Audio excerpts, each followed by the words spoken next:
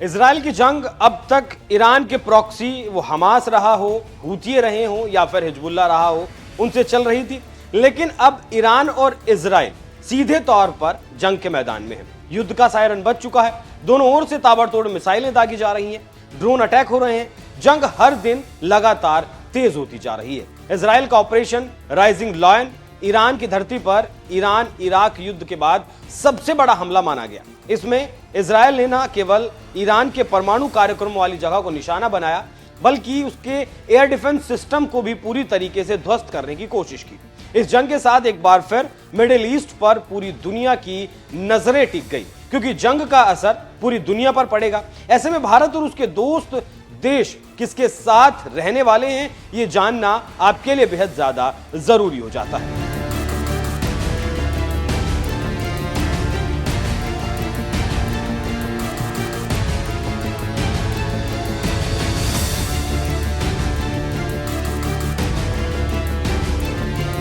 रूस यूक्रेन की जंग हो या फिर इजराइल फिलिस्तीन की लड़ाई, भारत का रुख हमेशा तटस्थ रहा है। और अब ईरान इजराइल के बीच छिड़े नए संग्राम पर भी भारत अपने पुराने रुख पर कायम है। विदेश मंत्री एस जयशंकर पहले ही यह साफ कर चुके हैं कि ईरान और इजराइल तनाव के बीच भारत का कुछ भी कहना ठीक नहीं है। लेकिन भारत के दोस्त देश और अन्य देश इस जंग को कैसे देखते हैं, किसका झुकाव ईरान की ओर है और किसका इजराइल की तरफ है, और कौन सा वो देश है जो भारत की तरह ही न्यूट्रल नीति पर काम कर रहा है, चलिए जानते हैं। सबसे पहले बात अगर अमेरिका की करें तो ईरान इजराइल वॉर में अमेरिका सीधे तौर पर इजराइल के साथ खड़ा है, चाहे इसके लिए अमेरिका और ईरान के बीच होने वाली न्यूक्लियर डील की तिलांजलि ही क्यों ना देनी पड़ जाए। वैसे दोनों के बीच इस डील को लेकर 5 दौर की वार्ता हो चुकी है। इस पर आखिरी मोहर लगनी बाकी रह गई थी, जो मुलाकात 15 जून को होनी थी, लेकिन उससे पहले ही यह हमला कर दिया गया।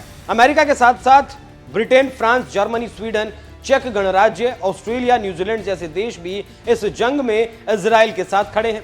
हालांकि फ्रांस खुद को न्यूट्रल बताता है, लेकिन उसने ईरान को सलाह दी है कि वो अमेरिका से बात कर मामले को जल्द से जल्द सुलझा ले। जिस तरह के हालात बन रहे हैं, उससे माना जा रहा है कि फ्रांस का स्टैंड इजराइल के पक्ष में कहीं ज्यादा है। अब बात उन देशों की भी कर लेते हैं जो इजराइल के खिलाफ जाकर ईरान का साथ दे रहे हैं। इनमें रूस, चीन, मिस्र, तुर्की, पाकिस्तान, इंडोनेशिया, इराक, ओमान, सऊदी अरब, कतर, संयुक्त अरब अमीरात, लेबनान, जॉर्डन, हूथी, फिलिस्तीन और अफगानिस्तान जैसे देश शामिल हैं। इसमें से रूस भारत का दोस्त देश है, जो इजराइल ईरान के बीच छिड़े इस युद्ध में ईरान का साथ दे रहा है। इसकी वजह भी अमेरिका को माना जा रहा है, क्योंकि रूसी राष्ट्रपति और अमेरिकी राष्ट्रपति के बीच ठनी हुई है। ऐसे में रूस का स्टैंड कहीं ना कहीं ईरान के पक्ष में ज्यादा झुका हुआ दिखता है। भारत के साथ साथ और भी ऐसे देश हैं जो ईरान इजराइल के बीच इस संघर्ष को खत्म करना चाहते हैं। इनमें संयुक्त राष्ट्र, जापान, आयरलैंड, अफ्रीकी संघ,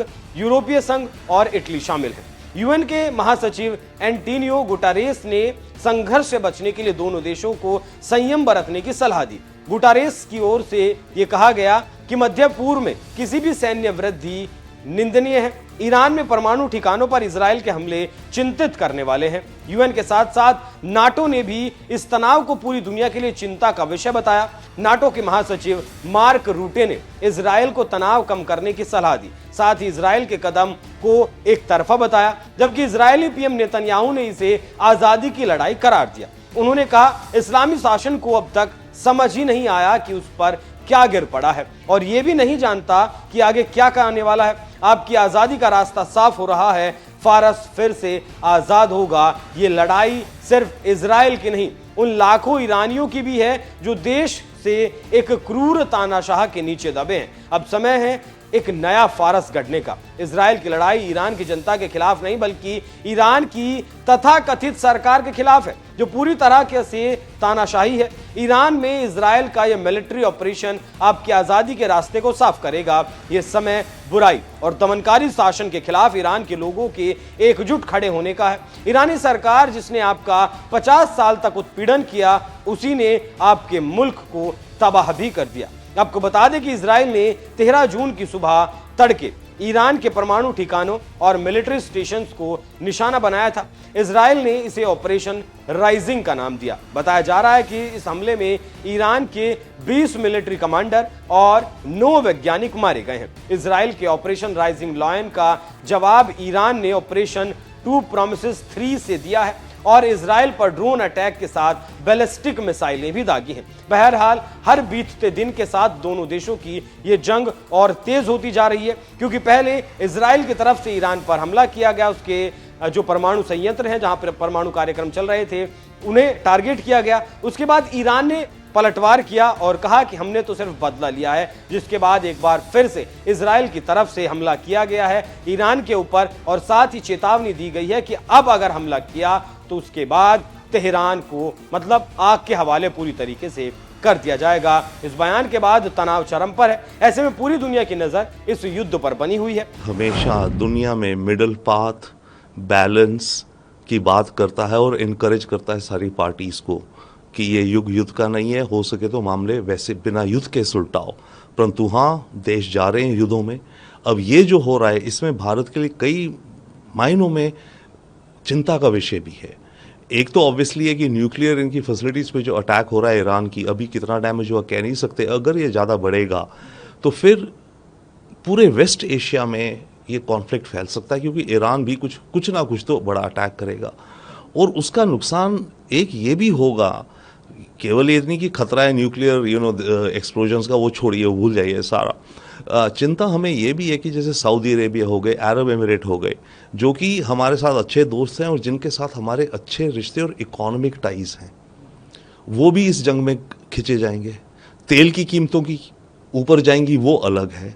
इन देशों के साथ सऊदी, यूएई, कतर वगैरह के साथ जो हमारे इन्वेस्टमेंट्स के प्रोजेक्ट्स वगैरह चल रहे हैं वो डिले हो जाएंगे, खास करके इंडिया मिडिल ईस्ट कॉरिडोर। इधर हमारा जो इंडिया नॉर्थ साउथ कॉरिडोर है, जो चाबार पोर्ट से जो हम रशिया, सेंट्रल एशिया जाना चाहते हैं, पाकिस्तान से पीछे होते हुए, वहाँ भी मामला बिगड़ जाएगा। तेल कम, प्राइसेस बढ़ेंगी, वॉलेटिलिटी होगी। हमें तेल स्ट्रेट्स ऑफ हॉर्मुज जो है, यहाँ से करीब 20% दुनिया का तेल जाता है और करीब 25% गैस। तो हमें तेल और गैस की कमी होगी और कीमतें बढ़ेंगी। तनाव के हालातों में भारत हमेशा शांति का पक्षधर रहा है। भारत की नीति साफ है कि कोई छेड़ेगा तो छोड़ेंगे नहीं और बेवजह किसी से भिड़ेंगे नहीं। आप इस विषय को कैसे देखते हैं? अपनी राय हमें कमेंट कर जरूर बताइएगा।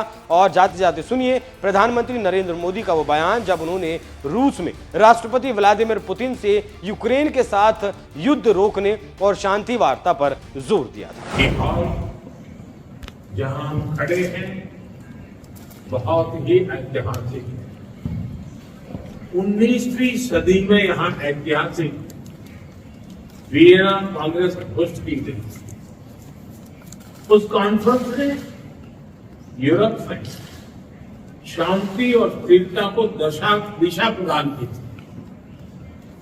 मैंने और चांसलर नेहमर ने विश्व में चल रहे विवादों, चाहे यूक्रेन में संघर्ष हो या पश्चिम एशिया की स्थिति, सभी पर विस्तार में बात की। मैंने पहले भी कहा है, यह युद्ध का समय नहीं, समस्याओं का समाधान रणभूमि में नहीं हो सकता। कहीं भी हो, मासूम लोगों की जान की हानि स्वीकार्य नहीं है।